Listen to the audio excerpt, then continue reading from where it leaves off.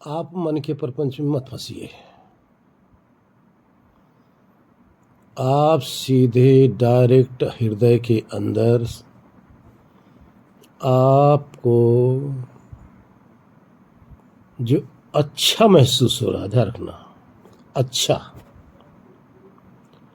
जो आपको अनुकूल लग रहा है, जो आपको प्रिय लग रहा है, जहां आपको सुख महसूस हो रहा है, थोड़ा ही सही, वह उसमें डूबते जाओगे।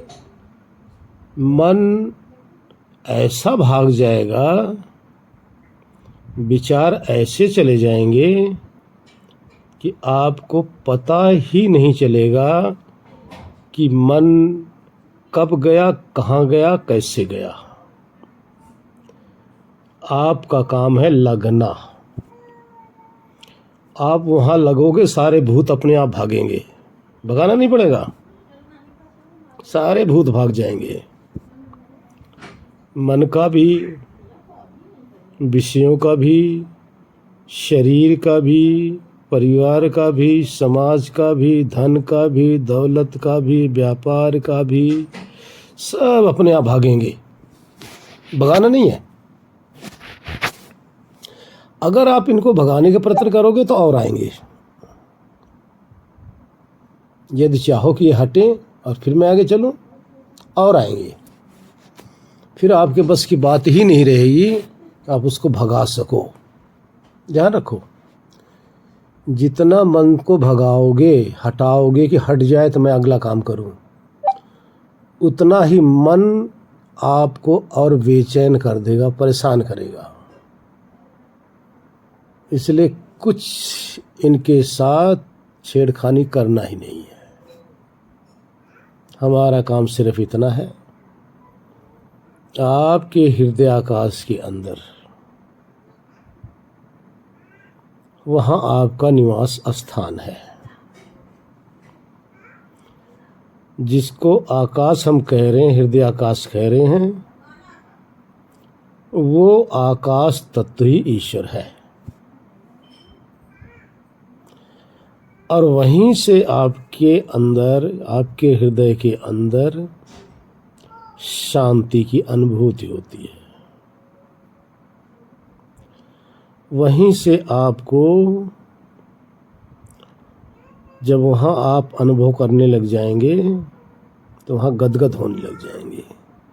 तो हमारा काम है सिर्फ वहाँ पे अपने को टिका के रखना, अपने भाव को वहाँ लगा दो, बस आपने लगाना है। ये भागेंगे, इसमें आपकी और इनकी लड़ाई चलती रहेगी। ध्यान रखना, विचारों का, मन का, संसार का, समाज का, परिवार का, आपकी शरीर का, सब इसमें बीच बीच में आते रहेंगे। आपके साथ इन सब का द्वंद्व युद्ध उसमें चल रहा होगा। आपने सिर्फ इतना ही करना है, आपने लगना है। आप वहाँ लगेंगे, सब भाग जाएंगे। अब प्रमाण कैसे दूं? प्रमाण सुनो। आप कहीं बाजार में खड़े हो, सारी दुनिया वहाँ, कोई लड़ रही है, कोई शोर कर रही है, कोई बेच रही है, कोई खरीद रही है, कहीं मारपीट हो रहा है, कहीं कुछ हो रहा है। क्योंकि तो बाजार है, बाजार में असंख्य प्रकार के प्राणी हैं, पदार्थ भी है। यही तो माहौल है वहाँ का, और ये रहेगा। अगर आप चाहो कि उस बाजार के एक एक प्राणी को आप भगाते रहो, एक एक दुकानदार को आप भगाओ, एक एक सामान आप वहाँ से फेंको, एक एक चीज़ वहाँ से हटाते जाओ, तो जीवन भर लगे रहोगे तो हटा नहीं सकते, नहीं हटा सकते, आपके बस की बात नहीं है। क्योंकि प्राकृतिक संरचना है, वहाँ प्राणी सब स्वतंत्र है। कोई गाली भी देगा, कोई प्रेम कर रहा होगा, कोई हंस रहा होगा, कोई रो रहा होगा, कोई बेच रहा होगा, कोई खरीद रहा होगा, तरह तरह के होंगे। इसी तरह से ये संसार में बाजार लगी हुई है। अब आपने उस बाजार से क्या करना है? आपने वहां किसी के साथ, किसी के भी साथ फंसना नहीं है, किसी के साथ भिड़ना नहीं है। समझदार आदमी का काम है कि चुपके से, ध्यान रखना, चुपके से, बिना किसी को बोले, बिना किसी को बताए, बिना कुछ कहे, बस दुम दबाकर भाग लो। अब वहां से चल दोगे, जब कुछ दूर आगे चलोगे, जब चलने लगोगे तो आवाज तो सुनाई देगी वहां की, मुड़ के देखोगे बाजार दिखाई देगी, सबकी आवाज़ सुनाई देगी, बाजार भी दिखाई देगी, वहाँ जो लाइटें चल रहे हैं वो भी आपको दिखाई देगी। लेकिन अगर आप और चलते जाएंगे तो सुनाई भी देना बंद हो जाएगा, दिखाई भी देना बंद हो जाएगा, वहाँ की जो लाइटें लगी हैं वो भी दिखाई देना बंद हो जाएगा। आप आगे जाके सुनसान में बैठ जाओगे। यही ध्यान है, यही समाधि है। तो अब आपने क्या करना है? आप ध्यान करोगे, पंगा नहीं लोगे किसी से। आपका जो काम है, आपका जो लक्ष्य है, उस लक्ष्य की याद में खो जाना है। लक्ष्य की याद में, आनंद ही आपका लक्ष्य है, उसकी याद में खो गए, आनंद प्रकट होता रहेगा। इसी तरह से आप जब ध्यान में बैठोगे, जितने भी आ रहे हैं दुम दबा के इनको छेड़ो मत, मत पंगा लो इनके साथ। ये और वो कहावत कही गई ना, मधु के छत्ते में अगर छेड़ोगे ना तो छोड़ेंगे नहीं। इसी तरह से ये मन, ये संसार, ये शरीर, ये समाज, ये परिवार, ये माया, सब उस छत्ते के समान हैं। इनको छेड़ो मत, इनसे दूर हो जाओ। दूर कहाँ होगे? अपने लक्ष्य को याद करने लग जाओगे। देखो, याद करते ही ये सब भाग जाएंगे, आप शांति में डूब जाएंगे। हरिओम। अब साधक की गलती क्या होती है? बहुत बड़ी गलती करता है हर साधक, सभी। पहले सबसे बड़ी गलती यही होती है को इनको हटाने लग जाता है, इन सबको हटाने लग जाता है, और हटाते हटाते और परेशान करने लग जाती है। फिर कहता है आज तो ध्यान ही नहीं लगा। इनको मत हटाओ, खुद हटो। प्रकृति से पार नहीं हो सकते आप, प्रकृति से जीत नहीं सकते आप। गीता में भगवान श्री कृष्ण क्या कह रहे हैं? हे अर्जुन, इंद्रियों का राजा मन मैं हूं, तू मुझे जीतना चाहता है? नहीं, मुझे नहीं जीत सकता, मुझसे नहीं जीत पाएगा। इस मन को मुझे समर्पित कर दे। मन से जीतो मत, मन को समर्पित कर दो प्रभु को। तो अब आपको कैसे समर्पित करना है? एक एक वाक्य को ध्यान से सुनो, समझो। मन को ऐसे समर्पित करना है कि बस ईश्वर के ही भाव में खोना है। ये मन को समर्पित करना है। ईश्वर क्या है, कैसे हैं, कहाँ है, सबको एड्रेस बता दिया गया है। उसी स्थान पर ईश्वर का स्वरूप बता दिया गया है। अब उस स्वरूप को खोजना है। खोजना कैसे? महसूस करना है। अब इस महसूस करने में आपका मन भी आपका साथ देने लग जाएगा, साथ देने लग जाएगा। फिर उसके बाद में आप अपने लक्ष्य के करीब होते चले जाएंगे। सभी साधक यही गलती करते हैं, अपने लक्ष्य की तरफ लगते नहीं, लक्ष्य याद रहता नहीं, लक्ष्य को अपने स्मृति में बसाते ही नहीं, और फिर लक्ष्य की स्मृति आए कहाँ से, लगा देते आप विषयों में, चिंतन में।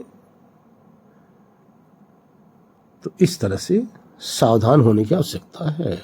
अभी करके देखो ना, अभी तुरंत, क्षण भी नहीं लगता भाई, हृदय में महसूस करने लग जाओ, क्षण भी नहीं लगेगा, सब गायब हो जाएगा। स्थूल संसार भी, सूक्ष्म संसार भी, स्थूल शरीर भी, सूक्ष्म शरीर भी, सब गायब हो जाएगी। ऐसे करना है।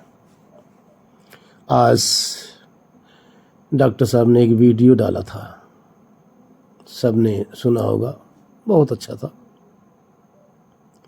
जो वीडियो उन्होंने डाला था बहुत अच्छा था, बहुत अच्छा केस, और वही तो आप लोग समझाया जा रहा है, रोज समझाया जा रहा है, बार बार समझाया जा रहा है। समझो। हरिओम। जब तक आप प्रयत्न नहीं करेंगे, यानी साधक प्रयत्न नहीं करता, कोई भी गुरु के अधीन सिर्फ इतनी ही बात है कि वो आपका पथ प्रदर्शक बनता या बना रहे, आपके पथ को बताता रहे, रास्ता आपको बताता रहे, रोज आपको जगाता रहे। आप सोने ना पाओ, अज्ञान निद्रा में वो आपको जगाने का प्रयत्न करे, लेकिन जब आप ही जगना ना चाहो, आप ही चलना ना चाहो, आप ही समझना ना चाहो, आप ही अपना कल्याण न चाहकर विषय भोगों में उलझा रहो और यही आपको प्रिय लग रहा हो, तो कोई दुनिया के सारे गुरु इकट्ठे हो जाए, उस शिष्य को कुछ भी कराने में असमर्थ है। अगर शिष्य के अंदर जिज्ञासा है, वो चलना चाहता है, तो ये कौन से थे,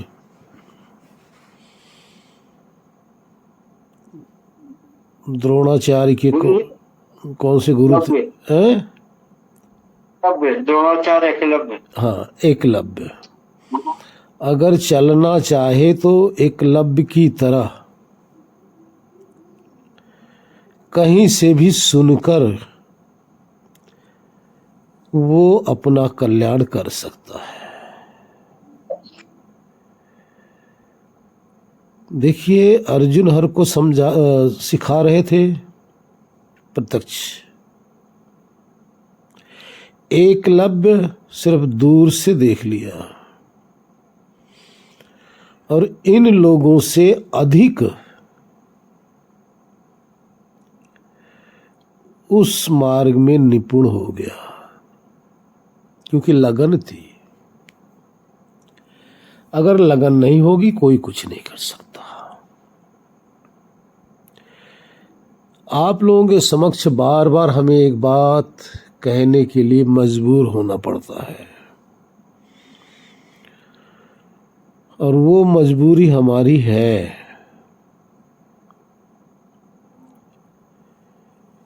कभी कभी ऐसे शब्द के सोटे मारने पड़ते हैं कि उठो, जागो, चलो। मृत्यु की याद प्रतिदिन मैं सबको दिलाता हूं। मृत्यु आएगी, हो सकता है अगले क्षण आपकी आ जाए, अगले क्षण आने से पहले आप क्यों नहीं मृत्यु को जीत लेते? ये आपका काम है। और मृत्यु की याद हमें पूर्ण वैरागी बनाती है। वासनाओं से,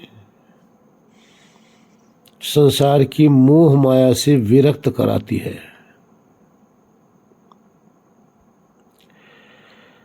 अब आप देखिए, एक छोटा सा एग्जाम्पल आपके सामने रख रहा हूं। हमारे ही यहीं घर में एक किराए पर रहते हैं पंडित जी, जिनका काम है मंदिर में जाकर पूजा कराना, पूजा करना। घर पे भी करते हैं, कई मंदिर में प्रतिदिन जाते हैं, पूजा पाठ तरह तरह के यज्ञ हवन सब कुछ कर रहे हैं। परसों शाम को अकस्मात मंदिर से आए, सब्जी लेने चले गए। एक बाइक वाला स्पीड से आ रहा था,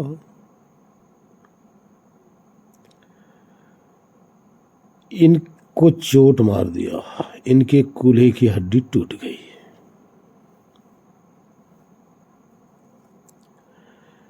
अब परसों शाम से इनका ना पांव हिल रहा है ना कुछ कर पा रहा है। कल सुबह ले जाकर हॉस्पिटल में एडमिट कराए। आज दोपहर को उनका ऑपरेशन हुआ। हड्डी का बोल है, क्या है, डॉक्टर ने कुछ लगाया आर्टिफिशियल, ऑपरेशन हुआ। अब देखो, बिस्तर पे न हिल सक रहे हैं न डोल सक रहे हैं, असहाय है। परसों से पहले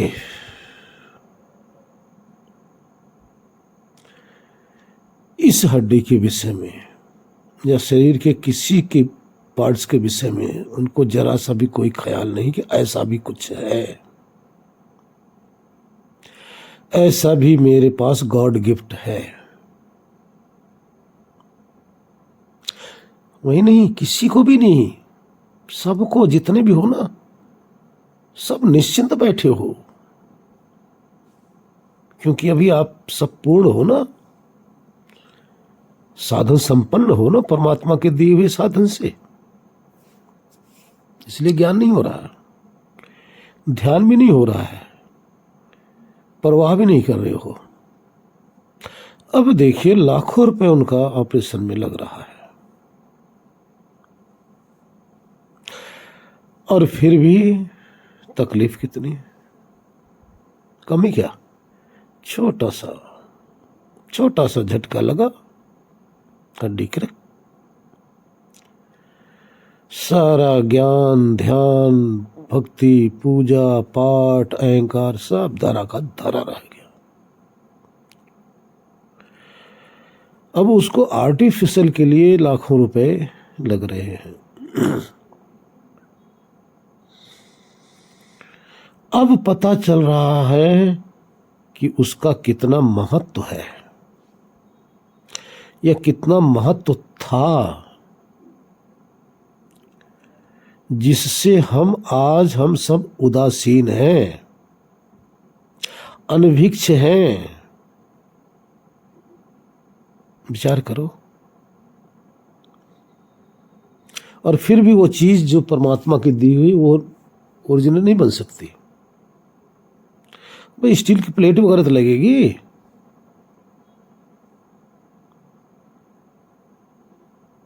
सालों साल चलने में असमर्थ, पैसे भी लगे।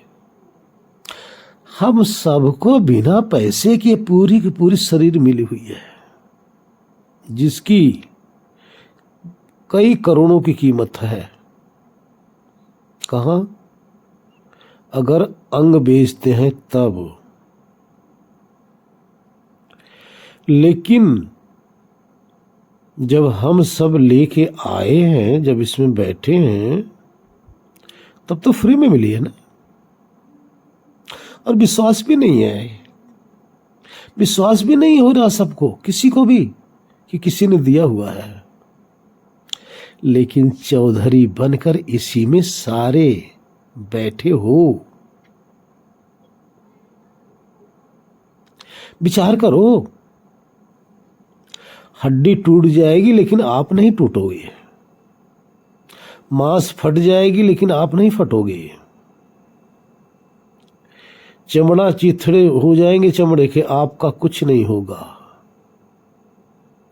सारा अंग अंग टूट जाएगा, आपका बाल बांका नहीं होगा,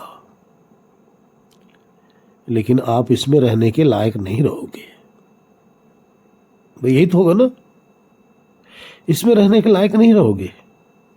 अगर रहोगे भी तो दर्द से चीख मारते रहोगे, कराहते रहोगे, और फिर वैसे को वैसे आप पा भी नहीं सकते। दुनिया में कोई मिलके वो ओरिजिनल चीज बना भी नहीं सकता। लेकिन कितने भाग्यवान हो सब कोई कि आपको ये सभी चीजें पूर्ण संपन्न रूप से आपको मिला हुआ है। गॉड गिफ्ट है ये। इधर अगर ध्यान दोगे ना, तभी भक्ति प्रकट होती है। नहीं ध्यान दोगे, अहंकार प्रकट होता है। मौत को ध्यान दोगे तो सारा संसार आपके लिए व्यर्थ नजर आएगा। चलो हम अपनी ही बात कर देते हैं, अपनी बात। आज देखिए, ईश्वर का दिया हुआ क्या नहीं है, हर तरह से संपन्न किए हुए हैं। धन से, तन से, सभी चीज से भी हम संपन्न ही अपने आप को मान रहे हैं कि परमात्मा ने दिया हुआ मुझे। जीवन साथी थी, उस समय धन की हमें आवश्यकता महसूस होती थी, लेकिन तब भी बहुत था, हमें कमी नहीं थी। आज हमारे पास परमात्मा ने इतना दिया हुआ है, और ये सब चीज ऐसा लग रहा है सब व्यर्थ है। किस काम का? हमारे किसी काम का तो है ही नहीं। सुबह से शाम तक 5-4 रोटियां तोड़ना है, सब्जी कितना खा लेंगे, रोटी कितना खा लेंगे, फल कितना खा लेंगे, दूध कितना पी लेंगे, दवाइयां कितना खा लेंगे। आज गए कि कल गए, भरोसा तो नहीं है ना। ये किस काम का? क्या करेंगे इसका? और जीवन ही व्यर्थ नजर आता है। आज हमें जीवन ही व्यर्थ नजर आ रहा है कि जी के क्या करेंगे, अब क्या करना है। हाँ, जीवन साथी के होते हुए ध्यान देना, कुछ सामाजिक, कुछ आध्यात्मिक, सारे ज्ञान हम लेके चलना चाह रहे हैं। जीवन साथी जब साथ होता है तब एक जीने की एक उम्मीद होती है, जीने का एक कला हमें आ जाता है संसार को भोगते हुए। वहां समय व्यतीत होता है, संसार भी होता है। लेकिन जब कोई भी ना हो आपके साथ, कोई बात करने वाला ना हो, और आप किसी से बात करने में रुचि न रखते हो, हम नहीं रखते भाई किसी में, किसी के संग बैठना पसंद नहीं हमें, किसी के पास खड़ा होना पसंद नहीं है, किसी के पास, क्योंकि किसी के पास खड़े होंगे समाज की चर्चा, और चर्चा शुरू हुई तो वहां से मैं दुम दबा के भाग लिया। मैं तो भगौड़ा हूं भाई, मैं तो समाज से रण छोड़ूं, वहां से भाग लेता हूं मैं। अब अकेले समाज तो हमारे लिए व्यर्थ, पैसा भी व्यर्थ, जब तक जीवन है तभी तक वो भी काम दे रहा है, धन दौलत भी व्यर्थ, वो भी हमारे किसी काम का नहीं है जब तक जीवन है तभी तक। और इतनी संपत्ति होने के बावजूद क्या करेंगे, क्या करेंगे? पता भी है जीवन ज्यादा नहीं है, और ये भी पता है ले भी नहीं जाना है। इसलिए उदासी, उदासी का अर्थ सबसे विरक्त, अपने में मस्त, ध्यान रखना, अपने में संतुष्ट,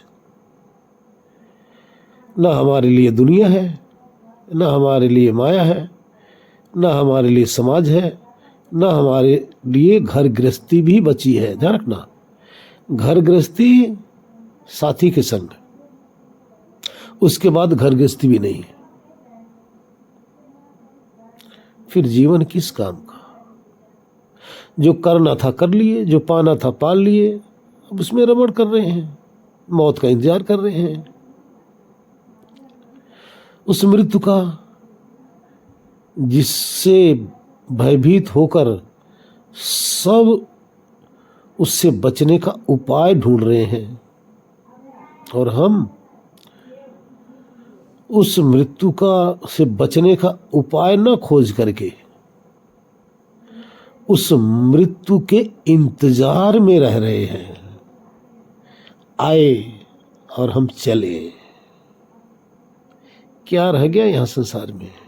क्या करेंगे? अब तो यही होता है कि इस संसार से कब, इस शरीर से कब हमारी मुक्ति हो जाए, यानी हम इससे कब छूट जाए, चले अपने धाम पे। बहुत भटक लिए इस दुनिया के अंदर, जन्म जन्मांतर भटके हैं, बहुत जन्म तक भटके हैं भाई, बहुत दुख पाए हैं, बहुत पिता मिले हैं, बहुत पत्नी मिली, बहुत माँ मिली, बहुत भाई, बहुत पुत्र, बहुत मिले हैं यहां सगे संबंधी। सारों ने धोखा दिया, सारों ने। कोई हमसे प्यार जताकर चलता बना, हम रोते रह गए।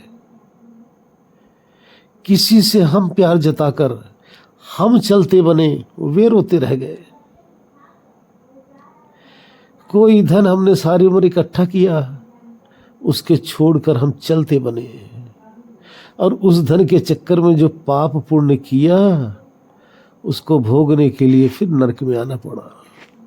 बोलो, और वो जो जिसके लिए पाप पुण्य किया वो तो वहीं का वहीं रह गया, और हम भोगने के लिए जेल में पहुंच गए। और जो वहां बचा वो उसको भोग रहा है और हम जेल काट रहे हैं। क्या समझदारी है भाई?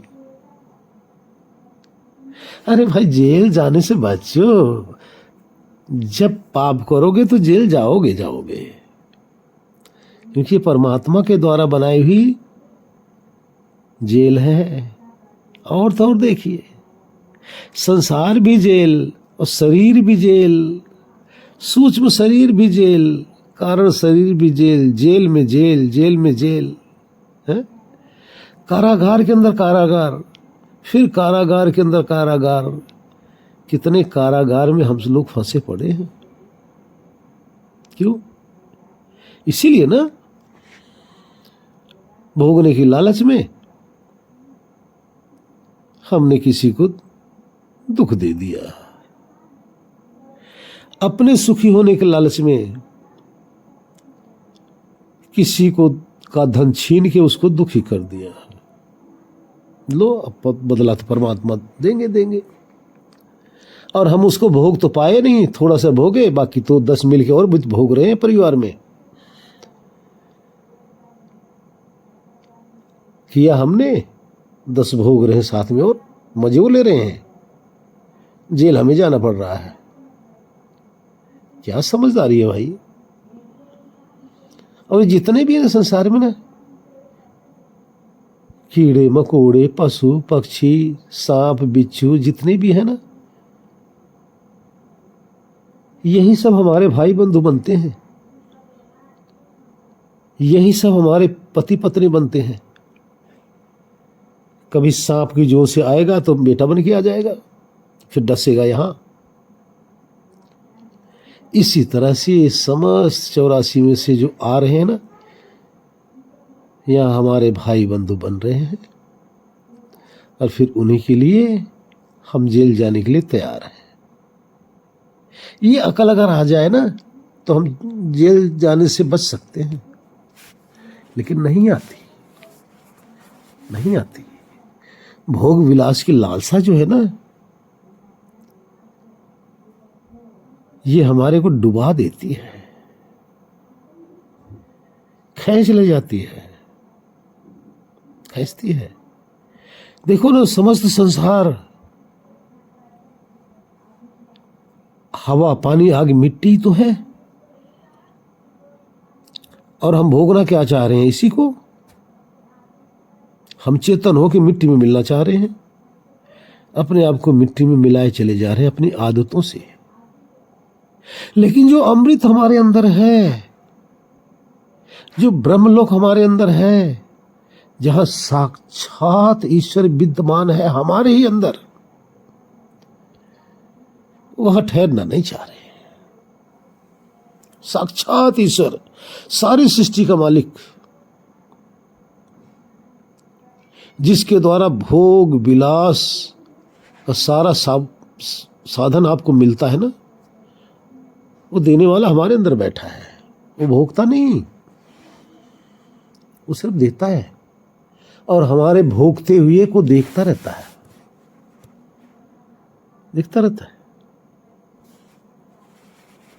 हमारे अंदर भी कला आनी चाहिए कि हम भी उसी की तरह बने। भोग विलास इंद्रियों के थ्रू होने दो, आप दृष्टा बन जाओ। ईश्वर यही तो करते हैं। ईश्वर भोगते नहीं, साक्षी रहते हैं। तो आपकी इंद्रियां, आप भोगना चाहोगे तब भी वही काम होगा, नहीं भोगना चाहोगे तब भी वही काम होगा। अगर आप इंद्रियों का भी दृष्टा साक्षी अगर बन जाओ तो इंद्रियां अपना काम तो करेंगी। आपका जीवन भी चलता रहेगा, आपकी शरीर भी चलती रहेगी, आपका भोग भी होता रहेगा,